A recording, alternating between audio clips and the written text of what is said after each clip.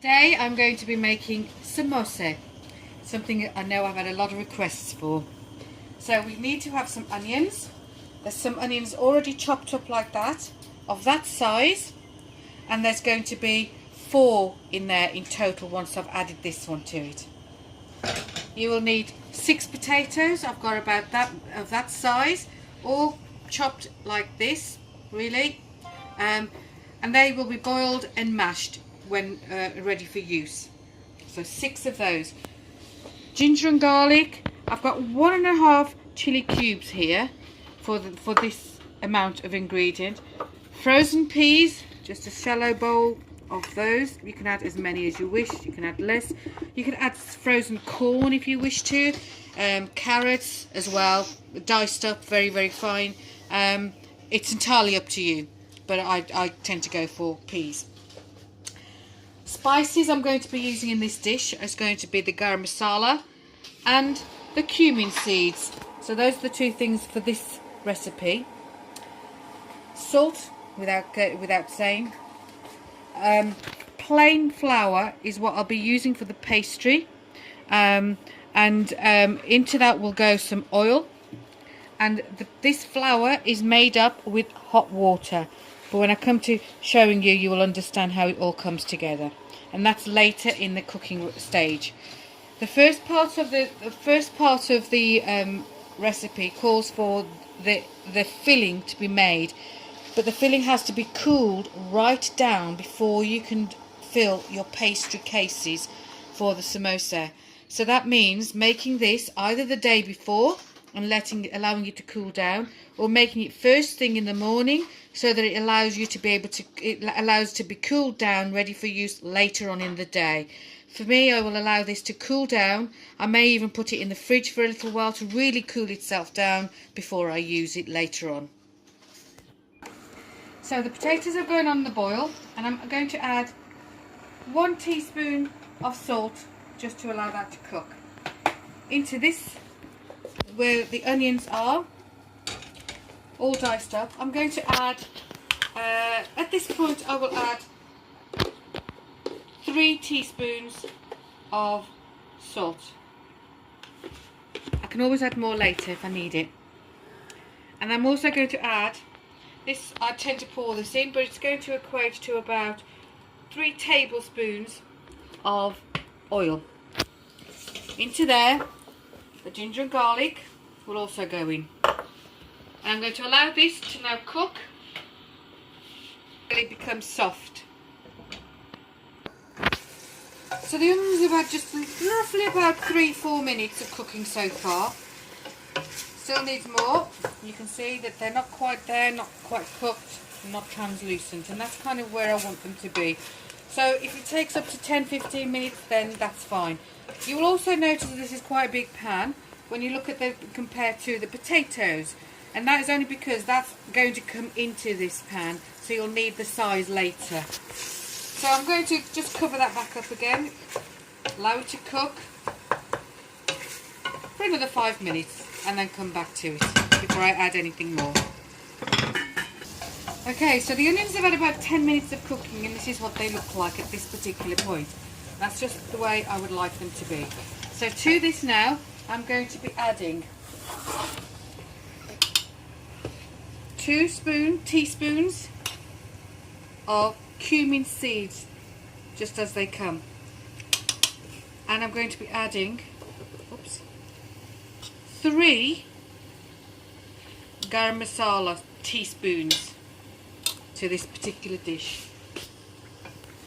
You'll find that it'll need more spice, that is, because it needs to absorb into the potatoes, and then you'll be putting the middle into the case, and that will need flavour absorbing into there too. So that's into there. To this, I shall add the peas.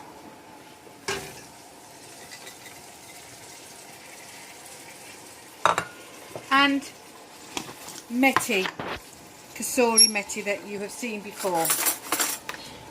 And I'm going to add 1, 2, 3 teaspoons of that.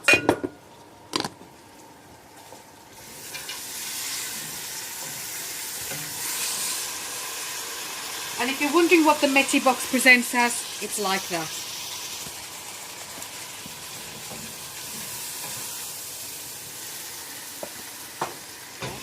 So all I'm going to do at this point is just mix the two things together. All the ingredients like so. It looks dark in colour as you'll see, but that will really absorb into the rest of the flavouring of into the potato. Okay. I'm just going to allow that to cook for about just a minute before I turn the heat off. And then I will deal with the potatoes once they have been boiled and ready for mashing. Once I've mashed the potatoes, I will add them to this mixture. And then we will allow it to cool. So potatoes have all boiled. And now I am I'm mashing them. Simple as. Before I add them to the onion base mix that we've already made.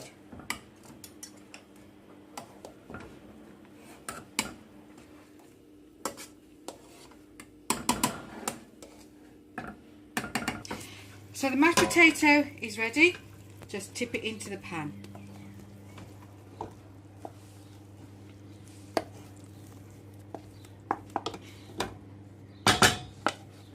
Just get every bit out.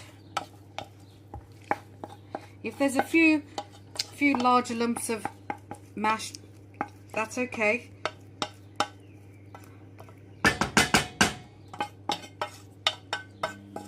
Press all of that in and give it a mix.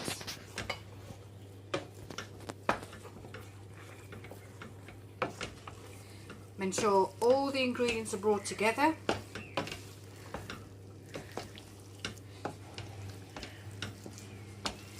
If you were to use this as it is hot at the moment, straight away, and filling in your pastry cases, it would make it extremely difficult to handle and manage those cases, because they would then become overheated and to retain their shape would be difficult, etc. This is why we have to ensure that the mixture is really cooled down to be able to handle.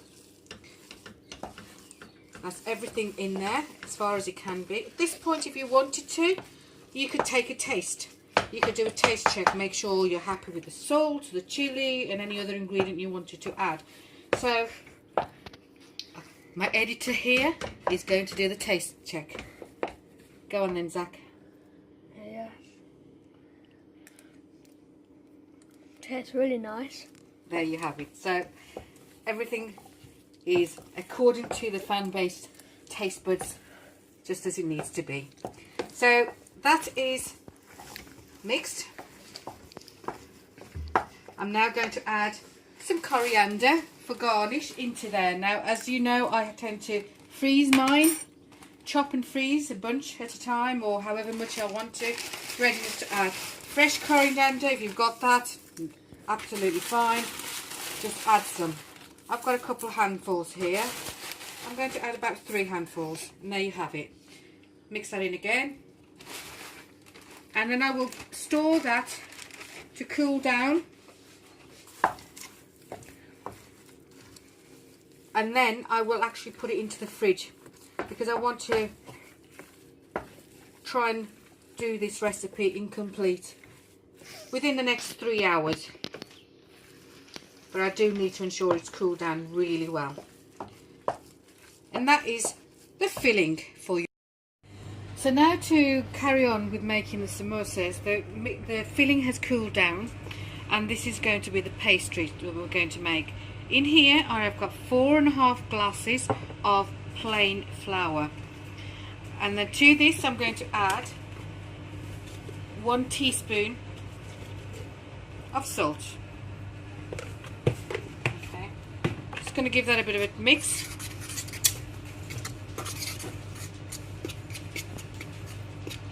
And that's it. Make a bit of a well in the middle. And to that I will be adding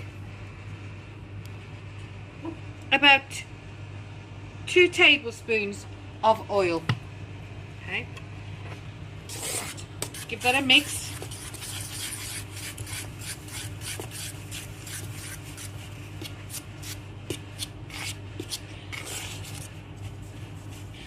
Now to this, I boiled some water and I will be adding some into this slowly. So it's hot water, so too hot to handle with hands, which is why I'm using the fork at this particular point. But I will need to be using my hands to get this into a dough in a short while. So just at this point though, let's bring it all together.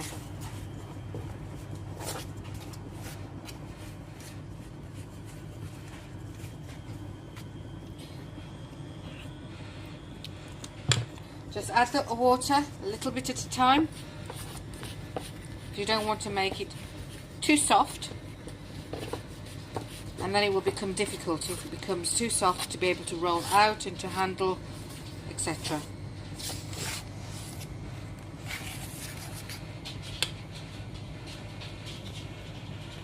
Okay, at this point I'm going to use my hands. What I'm doing is I'm bringing it together. Before I add any more water, I want to see it as far as I can get as much together as I possibly can. Because it is hot water, it will feel quite soft to begin with.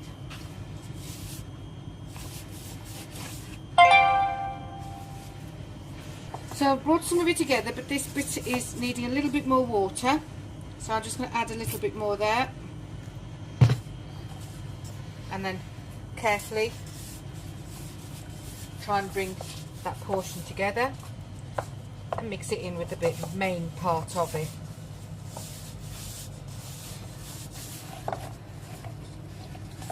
I'm aiming to make, with this amount of dough, up to about 30 samosa. If there is extra dough left over, that's absolutely fine. You can freeze it and use it again at another time.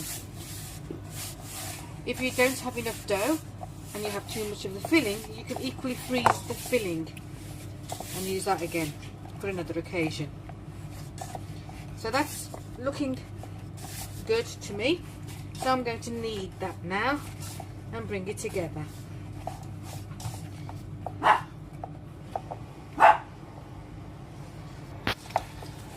So I've kneaded this for about 2 minutes without adding any further water. And this is how it's beginning to look.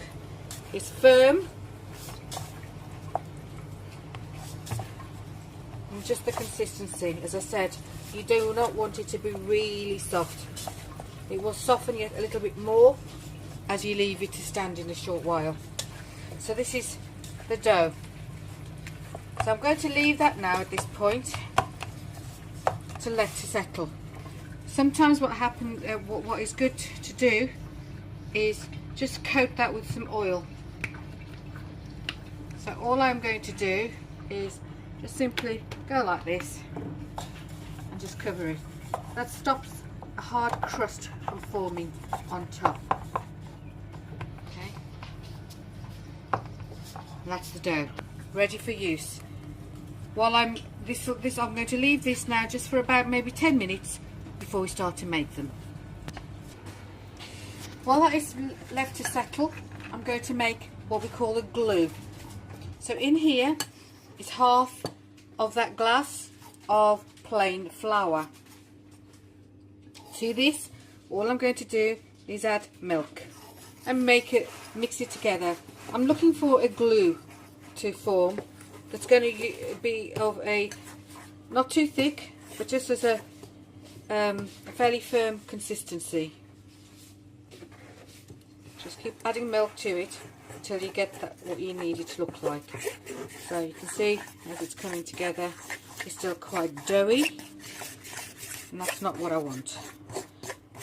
So the milk goes in some more, like so. It's just mixing.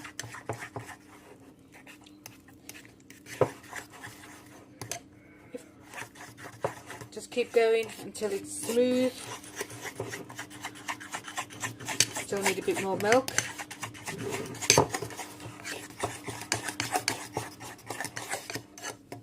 So add a bit more. You can equally use water. There's no rule about it. All you're trying to do is to create the glue for the samosa. So water will do just as well.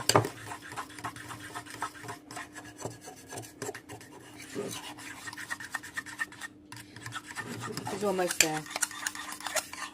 So you can see how it's looking. That's the kind of consistency you want. You don't want it too thick, but you don't want it too sloppy and thin. It's to be able to bind the edges of the samosa together as you're filling it and sealing it all up, and you'll see that demonstrated as we do that. And that looks fine. That will do fine. That's the consistency that you are after. So that is ready.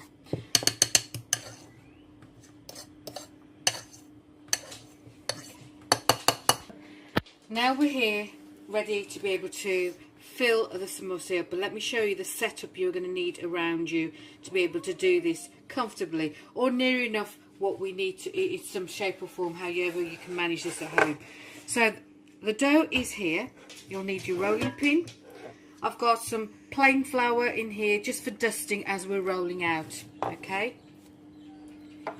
And then we have got the where we're going to cook. So we've got the tawa, the iron plate that we've shown you before when making chapatis, and it's on a low heat. We only need to cook them just very slightly, makes it easy to handle. As it comes off there, I'll be placing it onto the chopping board, and I'll get a pile of 5 before I cut it in half, place into here. So once the flour chapati almost is rolled out and the case is made, it's brought over to here. This is the filling we made earlier. This is the glue that we made earlier, both near to each other. So after you've filled the samosa up, they will need to be placed onto a space that you will then be able to rest them before you fry them off. But you make them in batches, as a complete batch before you fry off. So you need somewhere to place them, and this is where I will do. Now I've just laid it with newspaper, and that is absolutely fine. You might want to use grease-proof paper or something like that. That's absolutely fine too. It's down to preference. So here's the dough. All I'm going to do is make it into a ball about that size, just cups my hand like so. That's about the size I want. That is going to make 2 samosa. I'm going to start by making 5 of those as a small batch. So I'm making them in batches of 5. Okay. As you get to make more and more of these, you'll be able to feel the size that you want. The bigger the ball you've got, and then and when you roll it out, will give you the thick. You can create the thickness as you wish. You can have a thick pastry, you can have a thin pastry, you can have a and it all depends on how wide you spread and roll that dough out. Okay, so this is 4.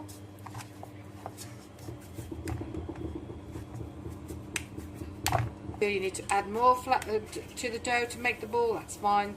Take some out if it's too big a ball. It really is individual preference. So there's the 5 that I want to work with. So I'm just going to, like I did with the chapatis previously, you just roll them out. You don't have to do like this if you don't want to. You can quite easily do on there and just roll it out like so. Okay, so you can see I've got all 5 of them ready to roll with. So I'm just going to roll it out, dusting on the surface, plain flour. Try and straighten it out where you can. If it sticks too much, don't worry about it. Just keep rolling it out, nice and gentle, light weighted on the rolling pin. And you want, the preference of size is up to you, depending on the thickness of the pastry that you want. For me, this is about right. Okay,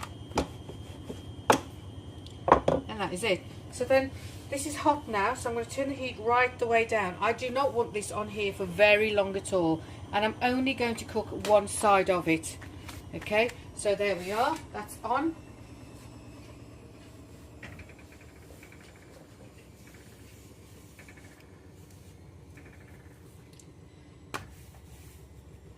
Couple of seconds, that is it. That's all I want to do with that. Onto there. Carry on with the next 4 until you cook them all, and you just place this one on top of the other on there before you cut them into half.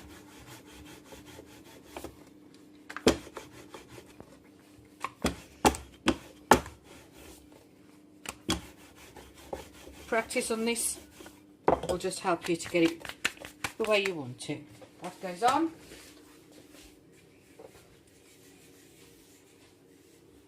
Slightly cooking, not too much, because you do not want it hard. Take it off, place it on top of the other one. You do that with all. Here is a pile of 5, all made and ready. So what I'm going to do is cut it into half, so they become semicircles. Pick them up on top of each other, put them onto there, and take them to the next station. So this is where it is now, the glue, where we're going to use the glue. So for 1/2 of the straight side of the semicircle, you put the glue, just like that. You can use your pastry brush, you can use a finger, however way you're comfortable. Then you fold it like that, almost inside out, one on top of the other, so the glue side sticks to the other. You bring it all together, put your hand in so, and you stick it together, making sure the corner here is really tight, because what you do not want is the filling to come out the bottom. There you have your first cone, ready to complete and fill. So you add a portion of your filling in. Don't overfill it, there's a temptation to do that, but if you do that, then you get to the point of where you've got the filling coming out of the edges, or you're not able to close it at the very top. So that's about right. So you've got your fingers sort of like that. Otherwise, if it was over full, you would be kind of, you know, holding your hand like that, and you'd be struggling to join the edges up. So that's comfortable. So what you do now is glue the top end. It isn't a very clean job, but works. And there you are. Join the edges together, making sure they're firm and they're stuck together quite nicely, so that when they're frying off, they do not open up. Okay, that's your first samosa made for frying off. Now, whilst you're making all the others, you need to put them onto the side. I tend to say put them seam side down, so it helps to reinforce the edges whilst you're making all your others. So that's going to go down and rest there until we're ready to fry it off. But that's one samosa. So out of those 5 circles, we have got 10 samosa made. We will have. So 5, and that's it. So now, what you also can do, some people, it depends, you can be as creative as you want with these, really. Some people will make patterns with them once you fill them in, and I'll just demonstrate some of that. I tend to just keep mine plain, but it's individual preference. There you go. So glue it together, bring it together. There we are. Now there's different ways of doing it. You can either leave it as it is, or there's another way. Some people will tend to do a little pattern, so a bit of a glue there perhaps, and if you go twist it over, up and twist around, up and twist around, almost like a pasty. When you see an edge of a pasty, just twisting it around, entirely up to you. Nothing fancy, just a little bit of decoration to it. There you have it. Okay, and that will just fry off and come out in that way. And turn it upside down, seam side down, so that it helps to bring it together.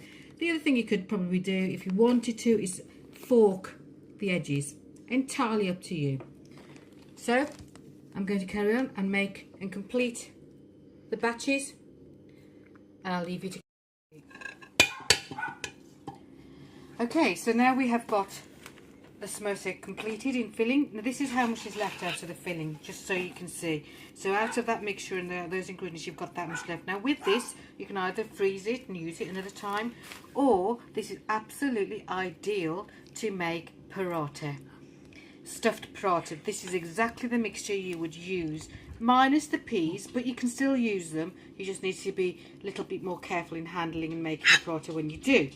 But I know my son's going to eat this as it is, and you can do that equally as well. So that's just to show you. I've used all the dough, and I've managed to make 30. There are 32. Excuse me for a minute while I shut the dog up. That's better. He's outside. So there's 32 samosas which we will be frying off. The paste that we've still got left is here, the glue.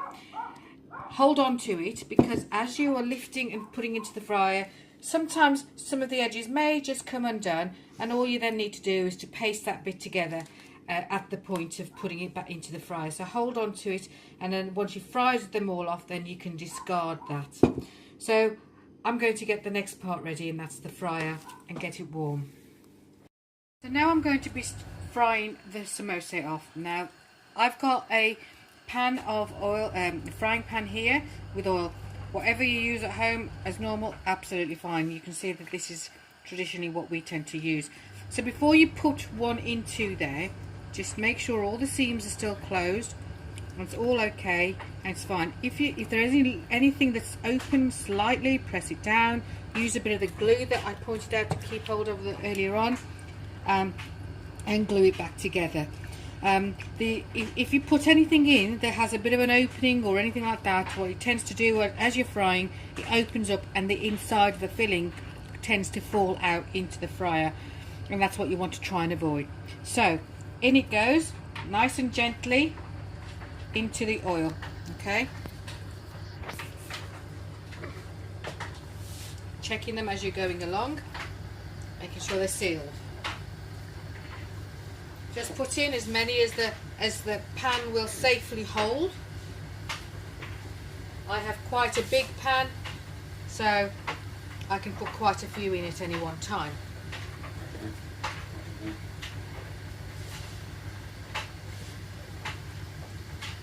I might leave it at that, and let's cook those through.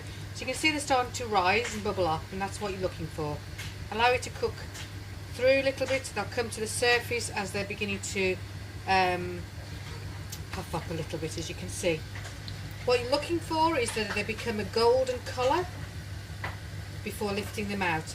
And obviously when you're lifting them out, just put them onto anything that will help to drain out. So I've got a tray with foil and some kitchen towel here ready to receive them. So toss them turn it over to the other side. So you'll start to see that happening. Just turn them over. Sometimes they can be a bit tricky to keep over because of the way that they've floated up.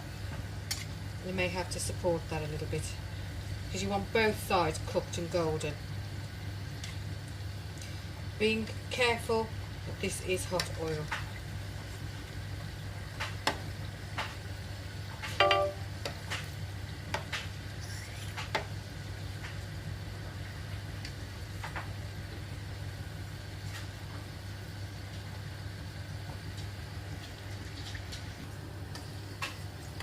Carrying on cooking till they're getting golden. Just keep turning them gently over. You want to make sure they're both cooking both sides.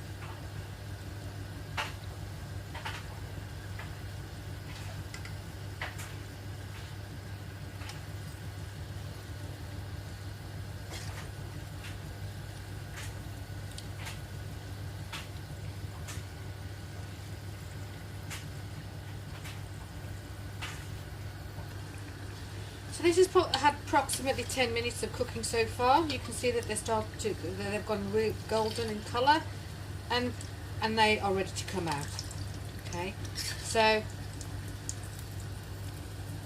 just gently lifting them out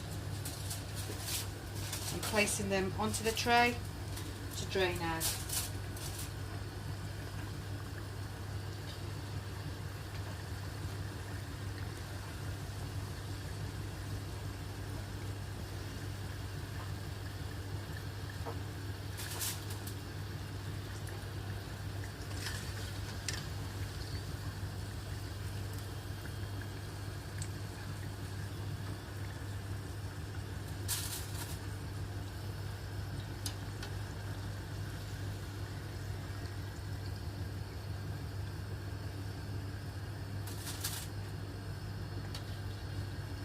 there you have it. First batch of samosas cooked, ready to eat as soon as you have cooled them. And I will continue the same for all the others now until they're cooked. So samosas are all fried off, and I just wanted to show you the differences of some of them. So I kept my edges, as you know, just as plain, no frills, but the one I did do a frill on that I can show you, you can see it looks like a pasty, and that's what you would get if you did anything to that. Now also, just to remind you that you can freeze some of these, not after they've been cooked, but before you've fried them off.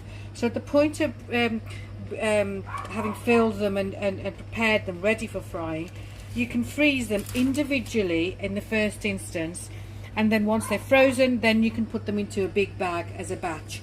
But then you can lift them out and fry them off from frozen when you want to eat them. Otherwise, these will now last you a couple of days or so, ready to eat.